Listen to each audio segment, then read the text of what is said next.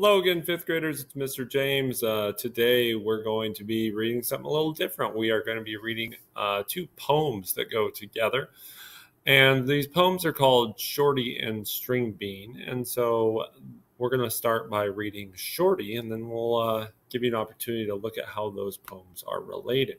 So this first one, as I said, is called Shorty. Javier is my real name, but call me Shorty. It's the same. Don't let that fool you. I'm not tame, and listen up, I've got mad game. I may be only 5 feet tall, but I can still play basketball. I was born to play the point, to shake and bake this hardwood joint. Don't think that I won't be seen just because I'm small and lean. I lead the team with my assists and rebounds, with mad, crazy twists. Now no one even cares I'm short because I'm so good on the court. Watch me fly high off the ground to grab another long rebound. I am not big, I am not tall, but I can still play basketball. I dish and swish around the hoop. I jump and leap and alley-oop. You haven't seen a thing at all till Shorty plays some basketball. I'm never ever in a funk. I'm just like Jordan, bam, slam dunk. If Muggsy did it, so can I. My hardwood wings will make me fly. I may be only 5 feet tall, but I can still play basketball. Now, there's a reference in there to Michael Jordan and then to Muggsy Bogues. If you don't know who Muggsy Bogues is, I think you should look him up and figure out why this particular person would reference Muggsy Bogues in his poem. Now this poem is called Stringbean. Back in the day when I was a shorty, I'd draw on the sidewalk with colored chalk.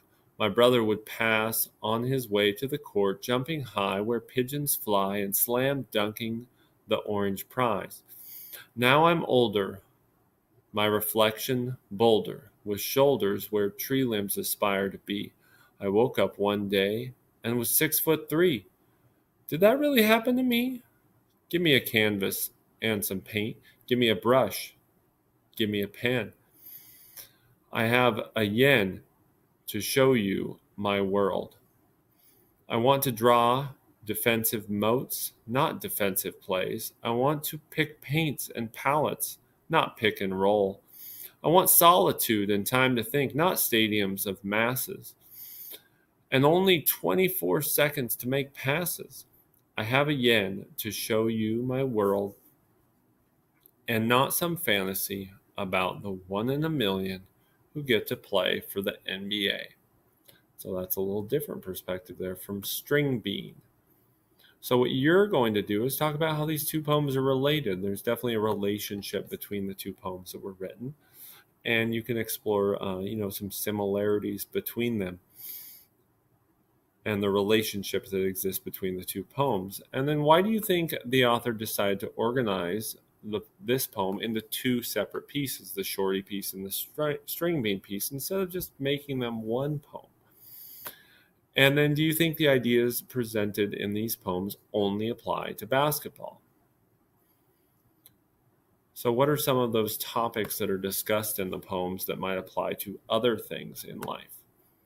And then what you're going to do is, these poems I think are about expectations people have because of his or her physical attributes. In the case of the first poem, people don't expect Shorty to be good at basketball because he's only 5 feet tall.